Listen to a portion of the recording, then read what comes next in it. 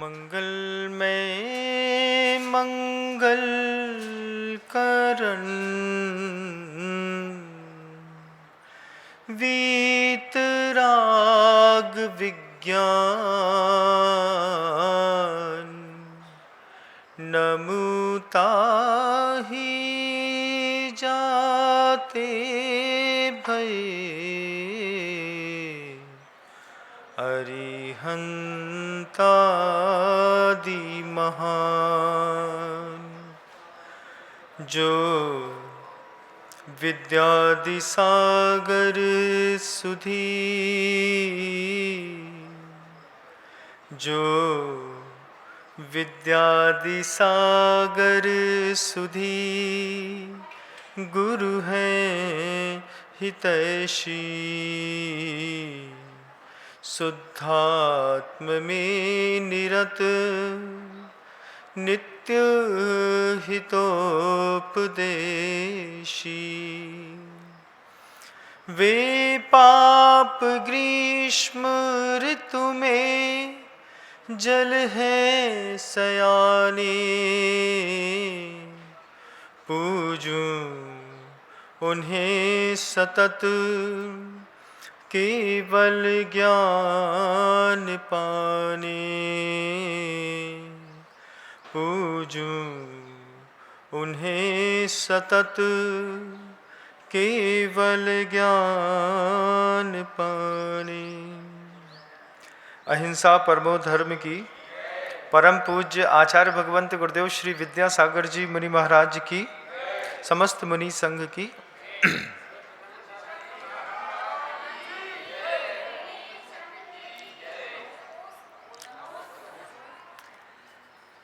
हम लोग संघर्ष वाली दुनिया में रहते हैं, जहां रोज अपने को युद्ध लड़ना पड़ता है। रोज किसी न किसी प्रकार का जीवन में संघर्ष होता रहता है। मन में दो वकील हमेशा, एक अच्छे की वकालत करता है, एक बुरे की वकालत करता रहता है। एक बार बार चाहता है कि इसका भला हो जाए, एक बार बार चाहता है कि जितना यूज़ कर सकते हैं इसको यूज़ करके छोड़ दिया जाए। जब बार बार मन का वकील एक अच्छा एक बुरा, एक अच्छा बुरा करते रहते हैं, उसमें भी संघर्ष चलता है। फिर बाहर का कोई व्यक्ति आकर के जब हमारे जीवन की अंतःकरण को हिला करके हमारे जीवन की धारा को पूरा मोड़ देता है, फिर हमारी पूरी परिस्थितियां बदल जाती है। गुरुदेव के शब्द हैं ये, हम लोगों को रोज संघर्ष करना पड़ता है। गुरुदेव एक बार किसी विदेश से आए हुए व्यक्ति से बात कर रहे थे। विदेश से आए हुए व्यक्ति ने गुरुदेव से कहा कि गुरुदेव, अफ्रीका में भौगोलिक स्थितियां भारत की अपेक्षा 10 गुना बड़ी है, 10 गुना ज़्यादा बड़ा है अफ्रीका भारत से, और वहाँ पर सब कुछ है। तेल के खूब बड़े बड़े भंडार हैं, हीरे जवाहरात की बड़ी बड़ी खदानें हैं, कोयला 19 से ज़्यादा 97% कोयला निकलता है। आयरन ओर की खदानें हैं जिसमें 92% तक शुद्ध आयरन निकलता है कि अगर बड़ी बड़ी कंपनियां लगातार उसको खोदें 24 घंटे तो 200 साल तक उसको पहाड़ को खोद नहीं पाएंगी। इतनी आयरन ओर की खदानें हैं, तेल है, बॉक्साइट है, लिथियम है, हीरा जवाहरात है। मतलब नेचुरल मिनरल से अफ्रीका लगातार लबालब भरा हुआ है। लेकिन सबसे बड़ी बात, उसके बाद भी गरीब है, उसके बाद भी भूखमरी है, उसके बाद भी एजुकेशन बहुत व्यवस्थित नहीं है, उसके बाद भी लोग हिंसा करने पर उतारू हैं। इससे कम संसाधन दुबई के पास है। दुबई के पास सिर्फ एक चीज़ है, सिर्फ तेल। लेकिन साउथ अफ्रीका के पास तेल भी है, हीरा जवाहरात भी है, कोयला भी है, साथ ही साथ लिथियम के प्लांट्स भी हैं, यूरेनियम भी वहाँ पे निकलता है।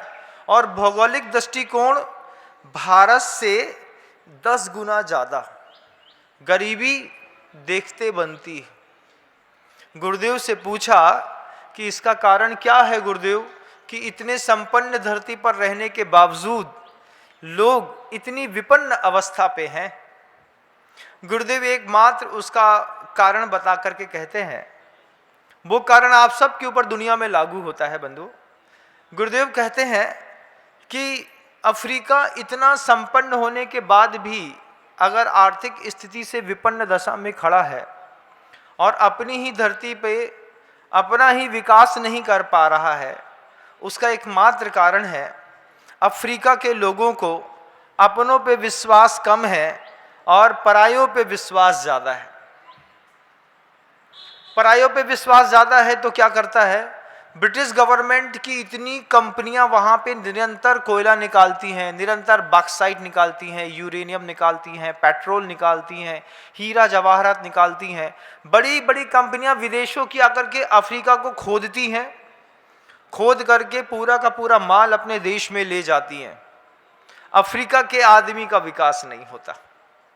कारण सिर्फ एक मात्र है कि अपनों पे विश्वास कम है, परायों में विश्वास इतना अधिक है कि जिस पर विश्वास किया है वही आपके साथ पूरा विश्वासघात करके आपको साफ करने में लगा है। आपने रील्स वगैरह में देखा होगा कि बहुत बड़ा वर्ग एक तरफ का ऐसा भी है जहां मिट्टी के घोल की रोटी बना करके भी लोगों को खिलाई जाती है। कई जगह बहुत अच्छी चीज़ें भी हैं, नेचुरल ब्यूटी भी बहुत है, लेकिन विपन्नता एजुकेशन के मामले में, इंडस्ट्री के मामले में, अपनी लिविंग स्टैंडर्ड्स के मामले में चरम पर है। जहां दुनिया का सबसे बड़ा हीरा निकलता है वहां के लोग गरीब हैं। ये अपने आप में कितनी बड़ी कंट्रोवर्सी है। वो कंट्रोवर्सी का कारण सिर्फ एक कि अपनों पे विश्वास कम, परायों पे विश्वास बहुत ज़्यादा। हमारे साथ भी जीवन का जो संघर्ष आपके मन के अंदर चल रहा है, हर घर में बंधुओं ढूंढेंगे तो महाभारत का प्रत्येक पात्र घर के अंदर मिल जाएगा। घर के अंदर ढूंढिएगा, एक भाई दुर्योधन के जैसा होगा, एक भाई विदुर के जैसा होगा, एक अत्यधिक क्रोधी लोभी लालची मिलेगा, एक इतना ज्ञानवान और बुद्धि संपन्न मिलेगा कि वो आपको उठा करके दूरदर्शी दिखाएगा, बोले आज मेहनत करो बेटा, पढ़ाई करो, क्यों, आगे का भविष्य बहुत अच्छा होगा। जैसे विदुर को आगे का दिखाई देता है, ऐसे आपके घर में भी किसी न कोई व्यक्ति ऐसा होगा जिसको आगे का दिखाई देता है। वो कहता है पूजा किया करो, मंदिर जाया करो, अभिषेक किया करो, अच्छे से पढ़ा करो, स्कूल जाया करो, लेकिन हम उस विदुर जैसे महात्मा की बात नहीं मानते। आपके घर के अंदर कोई मंत्रा भी मिलेगी जो बार बार घर के लोगों में एक दूसरे को कान भरती रहती होगी, ऐसे भी लोग घर के अंदर मिलेंगे। एक घर के अंदर द्रौपदी भी मिलेगी बंधुओं, कि सती होने के बावजूद 24 घंटे उसको अपने रूप और श्रृंगार में ही टाइम देना है। महारानी जी को आईना से फुर्सत मिले तो रोटी बनाए। घर के अंदर ऐसा भी लोग बोलते होंगे किसी न किसी के लिए। घर के अंदर सब मिलता है। घर के अंदर एक ठस बुद्धि का भीम भी मिलता होगा, जिसको किसी चीज से कोई मतलब नहीं है। भाई ने कहा और हमने कूटा, छोटे देख लो, हाँ अपन को कहा जा रहा हो, भैया तो संभाल ही रहे हैं सब। भीम क्या करता था, भीम अपनी बुद्धि नहीं लगाता था, भैया की बुद्धि से चलता था। घर के अंदर एक पात्र आपको भीम जैसा भी मिलेगा। घर के अंदर कोई एक शकुनी मामा भी मिलेगा बंधुओं। हर मामा माँ के जैसा प्यार देता हो जरूरी नहीं है। कोई शकुनी मामा भी है जो भांजे के साथ विदेशों में जाकर के खूब शराबखोरी करते हैं, सिगरेट करते हैं, घूमना फिरना करते हैं। अरे चल बे घूम के आते हैं, ऐसा बोल दिया और ले गए अपने ही भांजे को और दूर ले जा करके गर्त में पटक दिया। जब मामा भांजे दोनों मिलकर के सिगरेट पी रहे हो, एक साथ गुटखा खा रहे हो, एक साथ होटल जा रहे हो, तब समझना कि ये मामा भांजे का प्यार नहीं है, मामा शकुनी के जैसा है। घर के अंदर आपको दुनिया के सारे पात्र मिलेंगे महाभारत के, फिर मन का संघर्ष मिलेगा। और संघर्ष के बीच में अपनों पर विश्वास की कमी दिखाई देगी। कोई पड़ोसी मिलेगा मित्र कर्ण के जैसा, जो आपका अभूतपूर्व सहयोग तो प्रदान करेगा, लेकिन बदले में आपको उसको अपना राज्य देना पड़ेगा। मित्र मिलते हैं ऐसे कुछ घर के अंदर जो हमारा अभिन्न सहयोगी बनता है, लेकिन उसके अभिन्न सहयोगी बनने के कारण हमको अपने जीवन का बहुत अंश उसको भी देना पड़ता है। कोई भाई दुशासन के जैसी प्रवृत्ति वाला भी घर के अंदर मिलेगा बंधु, जो पराई स्त्री को देखता होगा, साड़ी खींचने की इच्छा रखता होगा, बार बार उसको समझाया जाता होगा, दबाव देते होंगे, महाराज बड़ा लड़का तो बहुत अच्छा है, ये छोटे की आंख ठीक नहीं है, महाराज कुछ आशीर्वाद दो।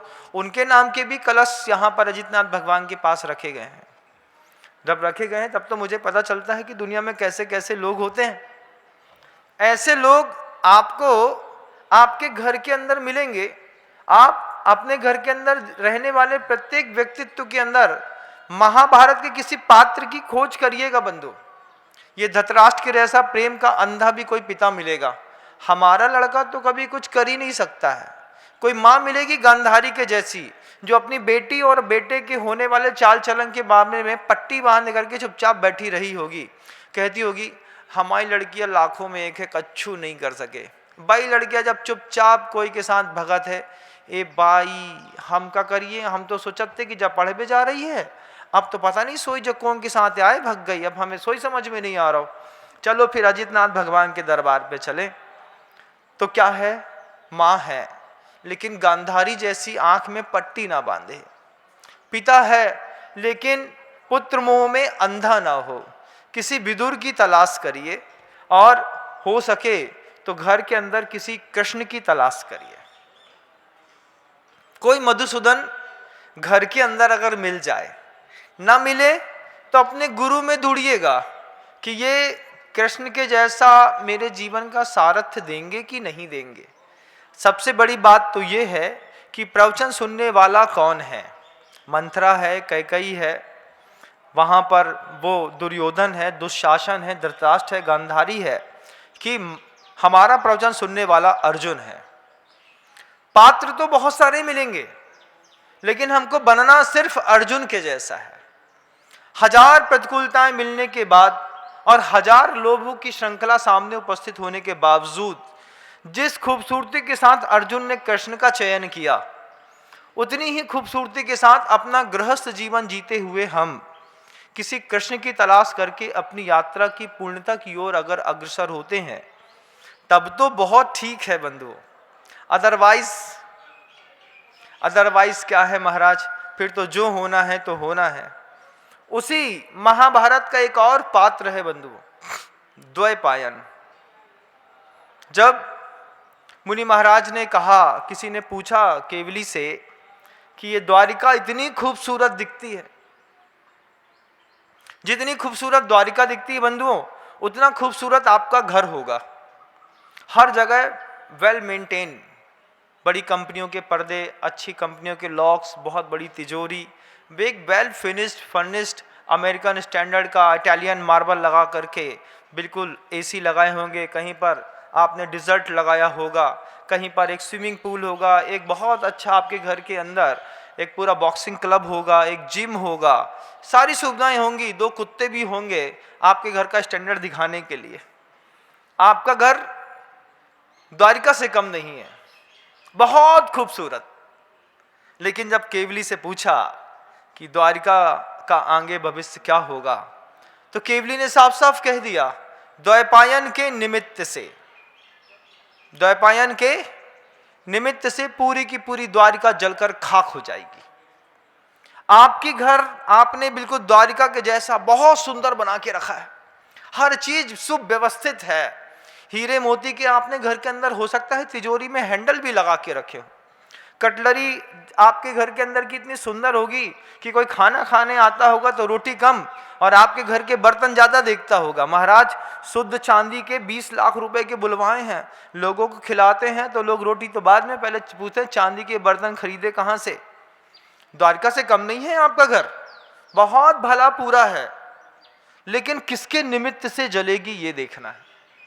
घर के अंदर वो कौन सा व्यक्ति है द्वैपायन वाला, जिसके निमित्त से तुम्हारे घर में आग लगेगी। कि तुम्हारे घर में द्वैपायन आग लगेगा कि दुशासन, कि दुर्योधन तुम्हारे पूरी की पूरी द्वारिका को नष्ट करेगा। जो तुमने इतने ख्वाबों से 50 साल की मेहनत करने के बाद इतना खूबसूरत घर बनाए, महाराज अभी नया काउच खरीद करके लाए, एक बढ़िया दीवान खरीद करके लाए, एक बेहतरीन बेड खरीद करके लाए, और पता चला तीसरे दिन उसी में किसी की डेड बॉडी पड़ी हुई मिली, लड़के को उठा करके जेल के अंदर एडमिट करा दिया। भगवान क्या करते, ऐसा पाप हो गया। किस निमित्त से तुम्हारे घर में तुम्हारा पुण्य नष्ट होगा, एक बार कभी पता किया है? कभी सोचा है, चिंतन किया है? कभी सोचा है कि मेरा घर, महाराज कहते हैं, द्वारिका से कम नहीं है। घर के अंदर महाभारत के सारे पात्र मिल जाएंगे। 3 भाभियां रहती हैं, 2 बहुएं रहती हैं, 5 भाई रहते हैं, दादा दादी रहते हैं। सबको गौर से देखना घर जाने के बाद, और उसमें महाभारत के एक पात्र की सजीव कल्पना करके अपने घर में लिखना, पिताजी वर्सेस युधिष्ठिर, चाचा वर्सेस धृतराष्ट्र, मम्मा वर्सेस गांधारी, ऐसा लिख लेना और फिर नाप के देखना। फिर लास्ट में तुमको घर के अंदर एक द्वैपायन मिलेगा। वो द्वैपायन जो आप सबके प्रति बहुत ज्यादा मोह करता था। द्वैपायन को कृष्ण से बहुत मोह था, चचेरा भाई था। चचेरे भाई भी बहुत हैं, बगल में ही रहते होंगे, दीवार से दीवार लगी मिलेगी। 6 इंच की एक छोटी सी पतली दीवार में बड़े चाचा इस तरफ रहते हैं, छोटे चाचा इस तरफ रहते हैं। आपस में बोलचाल नहीं है चाचा चाचा में, लेकिन हम लोगों में बहुत अच्छा भाईचारा है। वो यहाँ खाने आते हैं तो हमारे घर में अंत हो जाती है, उसके घर में ड्राई फ्रूट्स खा लेते हैं, सुबह उनके घर में नाश्ता हो जाता है। ऐसा भी बहुत अच्छा व्यवहार होगा। द्वैपायन भी चचेरा भाई था बंधु श्री कृष्ण का। और जैसे ही केवली ने कहा कि अब क्या है, तुम्हारे निमित्त से ये द्वारिका 12 साल बाद चला दी जाएगी। द्वैपायन को सहन ना हुआ। द्वैपायन को ये लगता रहा कि ऐसा कैसे हो सकता है, मैं अपने भाई से इतना प्रेम करता हूं, द्वारिका इतनी खूबसूरत बनी है, देवता लोग रात में आकर के द्वारिका की गलियों में घूमते हैं, पानी सींचते हैं, पानी भरते देव हैं, वैभव जिनका दास, ऐसी द्वारिका है वो। उस द्वारिका को मैं अपने हाथ से जलाऊंगा? अरे क्यों जलाऊंगा? अभी तो सोचते हैं हम भी ऐसा ना कि अरे भैया मैं अपने भाई का हित क्यों करूंगा, मैं अपने घर का हित क्यों करूंगा, मैं अपने घर में क्यों आग लगाऊंगा। लेकिन घर में आग लगाने वाला पड़ोसी नहीं होता बंधुओं, घर के चिराग से घर को आग लगती है। दूर रखना पड़ता है बहुत कुछ चीजों से। वहां पर द्वैपायन श्री कृष्ण की पूरी लंका जलाने के लिए खड़ा। यहां पर आपको ये देखना है कि आपके घर के अंदर कौन द्वैपायन है, कौन से द्वैपायन के माध्यम से आपका घर जलने जा रहा है। चचेरा भाई है, मामा शकुनी है, कोई मंथरा है, कोई धृतराष्ट्र है, कोई गांधारी है, कि कोई अर्जुन भी है, कि सारे लोग भीम की बुद्धि वाले, सट बुद्धि वाले हो गए, ठस बुद्धि वाले, बिल्कुल ठसियल। हमारे पापा ने कह दई मतलब कह दई, अब तो कछु नहीं हो रहा भैया। काय तुम्हारे पापा ब्रह्मा है, तुम्हारे पापा को सब आता है, केवली है तुम्हारे पापा है। क्यों पापा के साथ आर्गुमेंट्स नहीं हो सकता? अरे महाराज जी आपने तो, हमने ग्रंथ में पढ़ा था पितृदेवो भव मातृदेवो भव। हाँ मातृदेवो भव पितृदेवो भव तो पढ़ा था, लेकिन दुनिया के सब मामलों में पापा की बात मानते हो? पाप करने से पहले पापा से पूछ के जाते हो? रात में 9 बजे जब निकलते हो चुपचाप बाइक में, पापा को बता के निकलते हो, पापा हम दारू पीने जा रहे हैं, आशीर्वाद दो, है? तब तो कुछ नहीं, तब पापा का कोई काम नहीं है। दिन के उजाले में झगड़ा करना हो तो पिता की आड़ लेकर के अपनी कसाई पूरी करने वाले लोग इस संसार में मिल जाएंगे बंधु आपको। आपका घर जो द्वारिका से ज्यादा सुंदर है, एक सती जैसी द्रौपदी है जो अपने रूप पे मस्त है। कभी देखिएगा आप, घर के अंदर कोई है क्या ऐसा? आपको दिख जाएगा। कभी कभार संख्या धृतराष्ट्र की 4 हो सकती है, अर्जुन 3 हो सकते हैं, भीम 5 हो सकते हैं, गांधारी 4 हो सकती हैं बंधुओं। जरूरी नहीं कि घर के अंदर एक ही गांधारी मिले, 3 गांधारी भी हो सकती हैं, 4 भीम भी हो सकते हैं, और सबके बीच में हमको रहना भी है। लेकिन गुरुदेव कहते हैं अर्जुन बन करके रहना है, कुछ और बन करके नहीं रहना। ये भाव मन के अंदर अपने को पैदा करना पड़ेगा। द्वैपायन के बारे में जैसे ही पता चला द्वैपायन को कि हमारे निमित्त से पूरी द्वारका जलाई जाएगी, द्वैपायन बोला मैं तो निकल लेता हूं। ऐसे कोई आपका घर का बच्चा होगा, आपसे कि भैया किसी ने बता दिया इसका शनि बहुत तेज है, पिता पे भारी पड़ेगा, पिता ने शुरुआत से उसको बोर्डिंग स्कूल में एडमिशन करा दिया। महाराज वो तो 5वीं क्लास से जो बाहर गया, आज हमारा लड़का 26 साल का हो गया है, उसको तो हॉस्टल में रहने की आदत पड़ गई। यही तुम्हारे घर का द्वैपायन है। इसी के निमित्त से आज नहीं तो कल तुम्हारी द्वारिका जलने वाली है बंधु। जिस बच्चे को पढ़ाई का बहाना दे करके संभालने की उम्र में माता पिता ने अपने पूरे परिवार से दूर कर दिया और एक हॉस्टल पे धर दिया, वो बच्चा द्वैपायन है। आज नहीं तो कल तुम्हारे पूरे घर में आग लगाएगा। कैसे लगाएगा महाराज? हमारा लड़का तो 1.5 करोड़ का पैकेज लेकर के चल रहा है। 1.5 करोड़ का पैकेज ही सब कुछ नहीं होता है। पैसा सब कुछ नहीं होता है बंधुओं। पैसा सब कुछ होता तो हमारे पास आकर के हमारे बगल में खड़े होकर के देखिए आप, पैसे वाले कितना रोते हैं हमारे पास। इतना रोते हैं कि उनके आंसू पोंछने के लिए कई बार तो हमको भगवान से अकेले में जाके प्रार्थना करनी पड़ती कि भगवान इतना दर्द देख लिया, इसका थोड़ा कम करा दो। हमारे घर का द्वैपायन कौन? खोज करना। फिर साथ में साथ उस कृष्ण के उस संवाद की ओर भी जाकर के हमको देखना है कि जहां पर कृष्ण को जैसे ही पता चला कि द्वैपायन के माध्यम से द्वारिका जलेगी, कृष्ण तो आश्वस्त हो गए। उनको लग गई ये बात कि द्वारिका तो अब केवली ने कहा है तो आकाशवाणी हुई है तो जल के ही रहेगी, द्वैपायन ही जलाएगा, सगा भाई जलाएगा, चचेरा है यही जलाएगा। द्वैपायन को लगा कि मैं कृष्ण से इतना मोह करता हूं, मैं कृष्ण की द्वारिका नहीं जलाऊंगा, मैं द्वारिका छोड़ करके चला जाता हूं। द्वैपायन साधु बन गया बंधु। घर का एक लड़का घर का अहित ना हो, इसलिए साधु बनकर के बियाबान जंगलों पे निकल गया। थोड़ा बहुत नहीं, जैन दर्शनकार कहते हैं मुनि बन गया। मुनि मतलब महाव्रती, दिगंबर, प्रशांत रूपाय दिगंबराय, देवाधिदेवाय नमो जिनाय, कि देवताओं के भी देवता जिनको नमस्कार कहते हैं। उस द्वैपायन ने ऐसी मुद्रा अपने शरीर पर धारण कर ली, लेकिन मन पर मोह की मुद्रा आज भी अंकित थी। मेरा कृष्ण, मेरी द्वारिका मेरे निमित्त से जलेगी। सह नहीं सकता मैं। द्वारिका से इतना दूर निकल गया कि उसकी परछाई भी द्वारिका में ना पड़ी। साधु बनकर के जी रहा था, लेकिन मोह का अंदर एक ऐसा घनिष्ठ आवरण था। मोह महामद पियो अनादि, भूल आप में भरमत वादी, तास भ्रमण की है बहु कथा, मैं कुछ कहूं कही मुनि यथा। जैसी मुनियों ने कही है, मैं उस भ्रमण की कथा को थोड़ा सा कहता हूं, अपनी मर्जी का नहीं, जैसा गुरुओं ने कहा है वैसी कथा आपको कहने जा रहा हूं। द्वैपायन 12 वर्ष तक दूर हो गया। दूर दूर तक वो पिता को नहीं देख रहा, अपने पुत्र के पास नहीं गया, अपने परिवारजनों के पास नहीं गया। मन के अंदर बस एक भाव था, केवली ने कहा है द्वारिका मेरे निमित्त से जलेगी, इस बात को झूठी करके दिखाना है। अंदर साधु बनने के बाद भी मोह। दुनिया में बहुत सारे लोग हैं, यहाँ पर ग्रंथकार कहते हैं कि बहुत सारे लोग हैं जिनका आध्यात्मिक जीवन है, आप देखिएगा, लेकिन आध्यात्मिक कई प्रकार का होता है। कुछ लोग किताबों को पढ़ करके आध्यात्मिक जीवन जी लेने लगते हैं।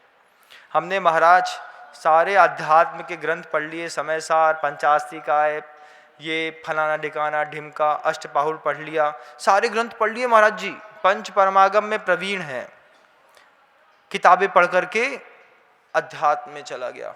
एक जीव ऐसा है, किताबों को पढ़ा, अहमिखो कल शुद्धो दंसन्नान्मयी, आहा हा हा, क्या रस है आत्मा का, डोलता है। उसके डोलने को देख करके दूसरे लोग डोलने लगते हैं।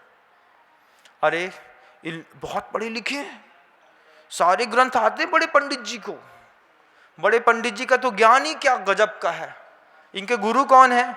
गुरु तो साक्षात सिमंदर स्वामी और कुंद कुंद भगवान को गुरु माना इनने अपना। हम 14 साल की उम्र से देख रहे हैं, किताब पढ़ते हैं, पढ़ पढ़ के 55 साल जिंदगी के खपाए पंडित जी ने। इनसे तो बड़े बड़े साधु तक डरत हैं, बात करने में इतना ज्ञान है बड़े पंडित जी को। ओ हो। क्या है ऐसे पंडित जी जो किताबों को पढ़ करके आध्यात्मिक हुए।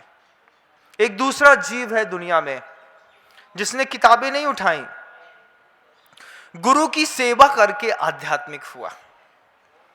25 साल तक उसको कोई किताबें उठाने का शौक नहीं पैदा हुआ, कोई पुस्तक नहीं उठाई, बस गुरु की बात को, आज्ञा सम्यक्त को हृदय में धारण करके, गुरु वर्णम प्रमाणम कह करके मेरे गुरुदेव ने जो कहा है मैं बस उसकी बात मानूंगा। गुरुदेव की बात मानते हुए गुरुदेव की पूजा करने में, सेवा करने में, शुश्रूषा करने में, उनकी व्यवस्था करने में जिंदगी के 25 साल लगा दिए। और गुरुदेव जब स्वर्ग लोक में चले गए, उसकी जय जयकार हो रही। बोले इसका ज्ञान उन पंडित जी के ज्ञान से ऊपर है। क्यों? वो किताब को पढ़ के आध्यात्मिक हुआ। ये गुरु के पाद पंकजों की सेवा करके, भक्ति करके, पूजा करके, शुश्रूषा करके, बिना किताब उठाए आध्यात्मिक हुआ। जैसे शिवभूति मुनि महाराज कुछ नहीं पढ़ पाए, कुछ आया ही नहीं। बस इतनी सी बात, मेरे गुरुदेव कभी गलत नहीं बोलते। मेरे गुरु ने जो वचन दिया है, मेरे गुरु ने जो बात कही है, वो मेरी समझ में नहीं आ रही है तो मेरा ज्ञान छोटा है, लेकिन मेरे गुरु का सच्चा है। ये श्रद्धा इतनी पवित्र थी उस शिवभूति मुनिराज के अंदर कि उड़द की दाल का छिलका सूपा से फेंकते वक्त 2 शब्दों में जो गुरुदेव ने कहा था कि मा रुष मा तुस, रोष मत करो, किसी के ऊपर क्रोध मत करो, संतोष का भाव रखो, ये बात गुरु ने कही थी। वो बात भी भूल गया, लेकिन शिष्य बना है, साधु बने हैं, दिगंबर मुनि बने हैं, पढ़ते नहीं बनता। गुरु के वचनों में बड़ी श्रद्धा। कैसी गजब की श्रद्धा!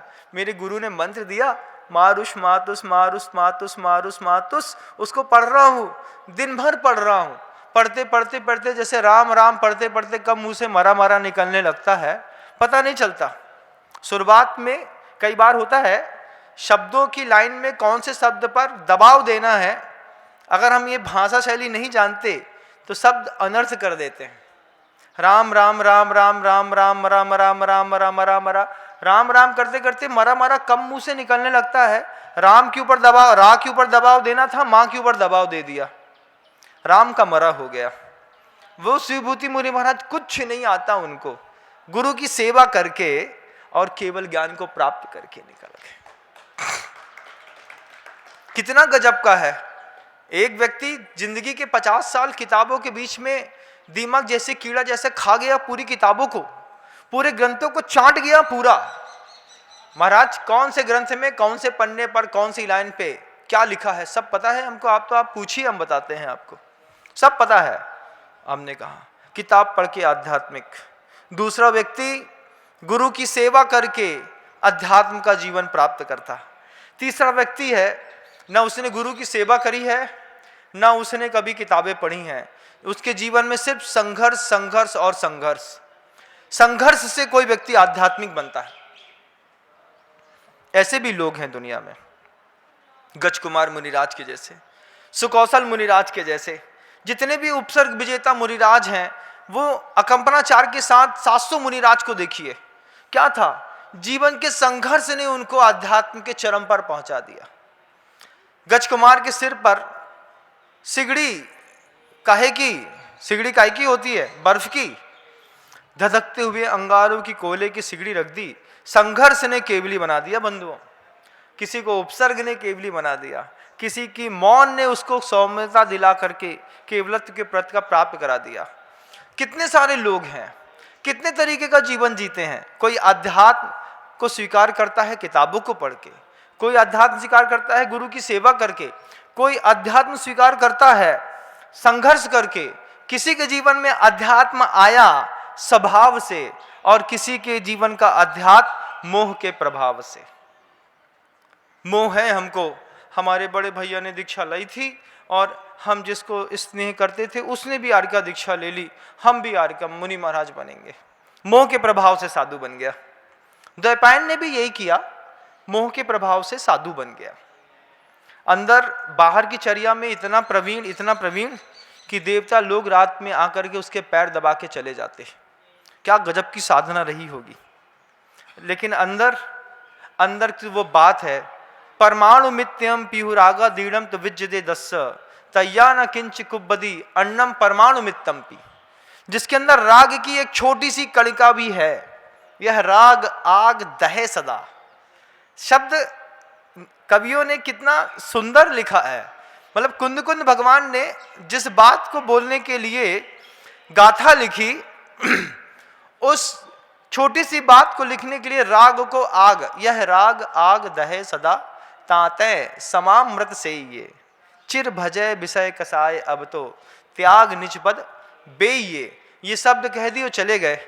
अपने को लगा हल्की सी बात है, लेकिन बहुत बजनी बात कि हम अपने जीवन में आध्यात्मिक तो हैं, लेकिन किस तरीके से गुरु की सेवा करके अध्यात्म को प्राप्त किया, पढ़ के अध्यात्म को प्राप्त किया, संघर्ष से अध्यात्म को प्राप्त किया।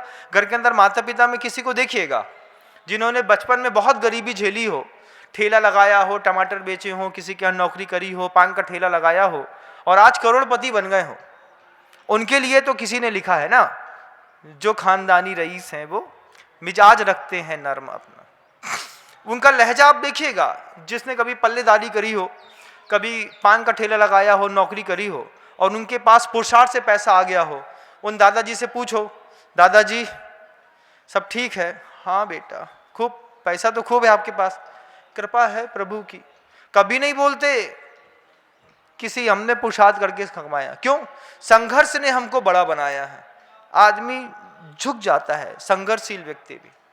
द्वैपायन मोह से बड़ा बना, 12 साल तक दूर रहा, द्वारका के पास तक नहीं पहुंचा, लेकिन मोह ने थोड़ी सी पतली सी पट्टी की आंख में बांधी कि हर 2 वर्षों में 4 वर्षों में 1 माह बढ़ जाता है, अधिक मास हो जाता है।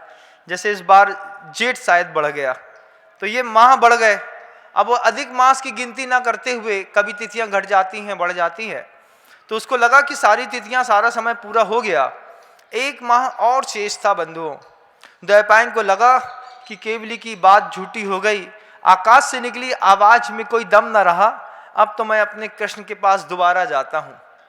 मुनि बनकर के वापिस द्वारका के समीप आकर के बैठ गया। बैठ करके एकमात्र चिंतन, आज नहीं, मैं मुनि बन गया, 12 साल से मुनि था, ये मुनि पद में आहाचर्य के निमित्त से कल कृष्ण के यहाँ जाऊंगा, कृष्ण से बोलूंगा, देखो कृष्ण, हमारा तुम्हारा प्रेम कितना जबरदस्त है कि हम मुनि बनने के बाद भी तुमको नहीं भूले। रात बाकी थी बस, जिसके बीच में रात गुरुदेव कहते हैं, उसकी क्या बात। सुबह राज्याभिषेक होना था, सुबह होते होते 14 साल का वनवास दे दिया। जिसके बीच में रात, उसकी क्या बात। दुनिया में सारे रोग रात में बढ़ते हैं बंधु। आपको कैंसर की गांठ रात में पैदा होती है। जितने भी दुनिया में रोग का उपशमन होता है वो भी रात्रि में ही होता है। आपको एक घाव हो गया है, आप उसको 24 घंटे दिन के उजाले में देखते रहिए, उसके ऊपर एक भी छोटी सी भी पपड़ी नहीं बनेगी। आप उसको रात में 4 घंटे के लिए छोड़ दीजिए, खून बंद, थक्का बंद, और आपस में साज में काला काला, एक पपड़ी की लेयर रात में। हील अप भी होना है तो रात में, और आदमी के जीवन में ग्रेजुअलिटी भी घटनी है तो रात में। रात्रि में बहुत कुछ होता है। वो रात बाकी थी द्वैपायन की। द्वैपायन को लगा कि कल सब कुछ बहुत अच्छा हो जाएगा, कृष्ण के घर में आहार करने जाऊंगा, कृष्ण से बोलूंगा, कृष्ण देख तेरा भाई 12 साल बाद वापस आया, मैं तेरे बिना कैसे रह सकता हूँ। कई बार रहता है, मोह रहता है, साधु साध्वी भगवंतों को भी रहता है। कुशील के लिए, कुशील मुनि के लिए कहा है अविविक्त परिवारा। सर्वार सिद्धिकार ने उसको कहा है कि वो कुशील मुनि जिनकी चर्या आसमान छूती है, वो भी अपने परिवार से संबंध नहीं तोड़ पाते। कितना आश्चर्य है जैन दर्शन का। वहां उस द्वैपायन से जैसे ही द्वैपायन निकलने की सोचा, रात में नगर के निकट उपवन में आकर के विश्राम। कृष्ण को बार बार लग रहा था ये 12 वर्ष होने को आए हैं, द्वारिका मदिरा के निमित्त से जलाई जाएगी, ये यादवों में दारू पीने का बहुत चलन हो जाएगा, ऐसा करेंगे, सारी की सारी मदिरा फिकवा दी। निमित्त मिलना था, मिल गया।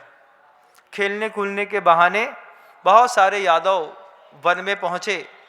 प्यास की ललक थी, खूब घूमा, खूब फिरा, खूब खाया, पानी ना मिला तो पर्वतों की गड्ढों में जो जल भरा था, उस जल को जल समझ करके पिया, जहाँ कृष्ण ने पूरे के पूरे मत द्वारिका की मदिरा फिकवा दी थी। मदिरा उस गड्ढों में भरी थी और पुरानी हो गई और विषैली और नशीली हो गई। मदिरा को छक के पिया, जैसे ही पहला घूंट पिया समझ में आ गया याद वो को पानी नहीं है मदिरा है।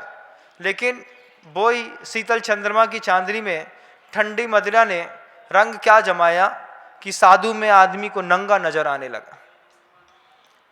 अब पानी पी करके, जल पी करके, और साधु दिगंबर मुनिराज जिनकी साधना चरमोत्कर्ष पर थी, उस चरमोत्कर्ष में पहुंची हुई साधु को देख करके नंगा है, भंगी है, ऐसा है, इसने ऐसा किया, जे हमारी पूरी द्वारिका जलाने वाला था, इसको छोड़ेंगे नहीं। जब दारू सिर पे चढ़ती है बंधु, क्या क्या बकबक कराती है उसी को पता है जिसके सर पे चढ़ती है। परिवार वालों से पूछिएगा, 50 बार पत्नी को मां समझ के पैर पड़ लेता है ऐसा व्यक्ति, 50 बार। नहीं, हम तुम्हारी पत्नी है, तुम मेरी माँ हो, तुम मेरी माँ हो। माँ माँ माँ माँ माँ माँ माँ नहीं, उसको मार की जरूरत है। अच्छे खींच के 5 6 7 रपाटा मिल जाए। अच्छा तुम माँ नहीं हो, तुम कौशल्या हो हमारी, हम तुम्हारी कौशल्या, बता तुम्हें सुबह होने दो। क्या करें, मजबूरी है। घर के अंदर हैवी ड्रिंकर्स लोग रहते हैं, उनके साथ यही सबसे बड़ी प्रॉब्लम है। कोई बाहर का मेहमान आकर के हैवी ड्रिंकर्स को रात में सोता हुआ देखे, उसकी चड्डी बनियान अलग फिक रही है, उसके कपड़े अलग फिक रहे हैं, वो अलग पड़ा है, चद्दर कहीं पड़ा है, पत्नी तो बगल में जाकर के बैठती नहीं है। ऐसे लोगों के बेडरूम्स की ऐसी गंदी हालत होती है बंधुओं, घुसते सांस समझ में आता है भैया ये कमरा में अपन को नहीं जाने आए। काय बड़े कक्का कहते सीधे मंदिर जाइयो, बड़ी मम्मी से मिलियो और वापिस आ जाइयो, छोटे कक्का के कमरा में घुसियो मत। आज घुस के हम सोचत थे काय मम्मी मना करत थी, दारू की बदबू आ रही भाई, जे ये घर के कुलंकी, इनकी तो कहने का है। सबसे आपके घर में मिल जाएंगे, आपके घर में होंगे। आप अपने घरों में देखिए कि ठंडी में अपने फ्रिज में गर्मी में बियर रखी होगी। अभी शाम को पतिदेव आएंगे, पहले एक गिलास छकेंगे, उसके बाद खाना खाएंगे। और पत्नी से पूछे क्यों तुम उसका सहयोग क्यों करती है, क्या करें भैया संसार चलाना है तो सब सहना पड़ता है काकी, कितने ही मनाओ जे नहीं माने। अच्छा थोड़ी रोटी दे वो बंद कर दो, अपने आप नशा उतर जे है। इतना सा संकल्प कर लो कि तुम शराब पी के आए, हम भोजन नहीं देंगे। 2 4 5 दिनों में अच्छे अच्छों की दारू नितर जाएगी बंधु। यादवों ने दारू पी ली, शराब पी करके मद होकर के लगे द्वैपायन को चिक चुक करने। द्वैपायन भी अपनी अंतिम सीमा तक सहता रहा। गुरुदेव ने बहुत अच्छी कही कि द्वैपायन के लिए कहा कि बहुत लंबा समय गुजर गया द्वैपायन को, अच्छे संस्कारों के साथ जीवन जीते जीते 12 साल गुजर गए। लेकिन आचार्य सिंह जी जो बात कहते हैं वो बात मैं आप सबसे कहना चाहता हूँ। गुरुदेव कहते हैं कि तुम बहुत दिनों से सात्विक हो, बहुत दिनों से पुजारी हो, तुमने बहुत दिन हो गए शराब छोड़े हुए, सिगरेट छोड़े हुए, झूठ बोलना छोड़े हुए, हिंसा का तुमने बहुत दिनों से त्याग करके रखा है। महाराज 25 साल से चींटी नहीं मारी हमने, मानते हैं। तुम अपने ब्रह्मचर्य को लेकर के, अपने कुशील को लेकर के, अपने आचार व्रत को लेकर के, अपने सत्य व्रत को लेकर के 30 साल से ईमानदार हो, 50 साल से ईमानदार हो। लेकिन इसका यह मतलब नहीं है कि तुम्हारे चोरी के संस्कार मिट गए। तुम्हारे अंदर सत्कार्य करने का संस्कार हावी है, ये बात सत्य है। क्या चोरी का संस्कार मिट गया? क्या जो व्यक्ति गाली नहीं देता उसको गाली देना नहीं आती? आती है महाराज, संस्कार भी हैं, लेकिन हमारे ऊपर नए संस्कारों का प्रभाव ज्यादा है। गुरुदेव कहते हैं दुनिया में एक बार कोई भी चीज सीख ली, झूठ बोलना, व्याभिचार करना, कुशील करना, पाप करना, परिग्रह इकट्ठा करना, एक बार तुमने सीख लिया, अब केवली भी आ जाएं तो तुम्हारी सीखी हुई चीज को मिटा नहीं सकते। क्या कर सकते हैं? तुम्हारे ऊपर नए संस्कारों का और आरोपण किया जा सकता है। हम झूठ नहीं बोलेंगे, झूठ नहीं बोलना अलग बात, लेकिन झूठ की छवि ही आत्मा से मिटा देना ऐसा तो अपने जीवन में नहीं है। झूठ की छवि आत्मा पे है, लेकिन हम सत्य बोलते हैं। गाली देना हमको भी आता है, लेकिन हम मीठा बोलते हैं। हमको भी श्राप देना आता है, लेकिन हम आशीर्वाद देते हैं। तो क्या महाराज आप भी संस्कार किसी का नहीं मिटता बंधुओं। जब बुरा समय आता है, खुल करके वही पुराने संस्कार जिसके ऊपर अति विश्वास होता है कि तू दया से नहीं मांगेगा, तू डंडा से मानेगा। द्वैपायन के साथ भी यही हुआ। मोह के साथ 12 वर्ष की कठोरतम साधना का संस्कार, सत्कर्मियों की प्रतिष्ठा, देवताओं को आश्चर्यचकित करने वाली चर्या को देखने के बावजूद अंतिम समय में उस द्वैपायन का पिछला संस्कार उदय में आ गया। क्रोध की अग्नि एक बार क्या भड़की, तपस्या के तेज से 12 योजन की द्वारिका जल करके खाक हो गई। हमारे बच्चे भी संस्कारित हैं बंधु। अपने बच्चों को देखिएगा, आपके दादाजी पिताजी को भी देखिएगा। बच्चों, जो पिताजी आपसे बार बार बहुत मीठा और धीमा बोलते हैं, जिस दिन तेज बोलेंगे नीचे से खिसक जाएगी हवा। महाराज, बिल्कुल लगता है ना कि पिता शांत हैं, उनकी शालीनता को अगर तुमने कायरता समझ ली है तो ये तुम्हारी गलती है, पिता की कोई गलती नहीं है। पिता के ऊपर तो बोझ है। संघर्षों का आध्यात्मिक जीवन जीने वाले वे पिता सोचते हैं कि घर आराम से शांति से चलता रहे, इसलिए शांत प्रकृति का बन करके बैठे रहते हैं। लेकिन आप बिल्कुल उल्टी प्रकृति के बच्चे हो गए इस संसार के। आप अपने घर में, अपने बीच में द्वैपायन खोजिए। कौन है द्वैपायन? जो 12 वर्षों से 15 वर्षों से अच्छे संस्कारों के बीच में पल रहा है, पुस रहा है, पैसा कमा रहा है, तेज इकट्ठा कर रहा है, लेकिन अगर वो उदय में आ गया उसका भी क्रोध, तो हमारा पूरा घर जल के नाश हो जाएगा। उपाय क्या है महाराज कि हमारी द्वारिका नहीं जले? अगर केवली ने देख ही लिया है कि तुम्हारी द्वारिका जलनी है तो जल के रहेगी। लेकिन उपाय भी है कि घर के अंदर रोज छोटी छोटी चीजें, सामूहिक स्तोत्र पाठ होता हो, सामूहिक सद्भाव के कार्यक्रम होते हो, नगर में कोई गुरु पहुंच गए, कोई भी दिगंबर साधु पहुंच गए बंधुओं, वो किस संघ के हैं इस बात को भूल जाओ। क्या करो, इस साधु के बहाने से हमारे बच्चे के अंदर दान देने का संस्कार पैदा होगा। साधु शीतलाचारी है, साधु एसी टीवी कूलर चलाता है, साधु कुछ भी करता है, उसको रोटी खिलाओ, उससे बात समझो। मैं ये बात नहीं कह रहा हूं, उसके प्रवचन सुनने जाओ, मैं ये भी नहीं कह रहा हूं। नकली मुनि से अपने घर के अंदर असली धर्म ध्यान करो। जैसे नकली सिक्का को आदमी, खोटे सिक्का को बाजार में कितने जल्दी चलाता है। घर में थे तो पिताजी बार बार एक श्लोक सूक्ति सुनाते थे, बैड क्वाइन मूव फास्टर। जो खोटा सिक्का होता है वो मार्केट में बहुत स्पीड पे चलता है। दिमाग में बचपन से भरी ये बात, बैड क्वाइन मूव फास्टर। किसी भी निमित्त से कैसा भी साधु घर के अंदर आया, कोई दिगंबर साधु आया है, कोई यार का भगवान ताई है, कैसी कसाई की परिणति है, कुछ है, कोई मतलब नहीं हमको। हम क्या करें? चौंका लगाइए। बच्चे को नकली साधु के निमित्त से असली दान देने की कला सिखाइए। जिस दिन बच्चा असली साधु के सामने आकर के असली दान देगा, उस दिन तुम्हारा बच्चा द्वैपायन से बदल करके सीधे कृष्ण में परिवर्तित हो जाएगा। अभी जो मिलता है, अब घर के अंदर दुकान बंद है तो क्या करें? हीरा नहीं मिल रहा, भैया अभी हमारी उतार के तुम पहना दो। अरे आपकी कैसे पहना दे? जर्किन पहना दो, नकली पहना दो, कल असली दे देंगे। एक दिन में कोई चेक नहीं कर रहा बेंटेक्स की है कि सोने की है। दूसरे दिन जब गौर से देखते आदमी, कहाँ है तुम इतने घर की बड़ी बहू होकर के बेंटेक्स की ज्वेलरी पहन? काकी बार टूट गई थी, इनने कही कि आज शाम को लाके दे दें। अब शाम को लाके तो दे दें, लेकिन हमने तो देख ली। अब बड़ी मुसीबत, तुमने तो देख लिया। तुम गांव में ढिंडोरा पोछो, वे कल्लू मास साहब है ना, जिनके घर में इतना पैसा है, उनकी बड़ी बहू नकली, हाँ नकली, हो नकली। अब दुनिया भर की जितनी भी महिलाएं हैं, वे कल्लू मास साहब की बहू को गला देख रही। का है? वे शीला की काकी तो कह रही थी कि तुम तो नकली टैक्स पहन के घूम रही। अब बड़ी मुसीबत। ये संसार बड़ा विचित्र है बंधुओं, बहुत विचित्र है ये संसार। क्या करें हम महाराज? जब तक आपके जीवन में असली सदगुरु ना मिले, बच्चों को सिखाओ, बेटा मुनि महाराज ऐसे होते हैं।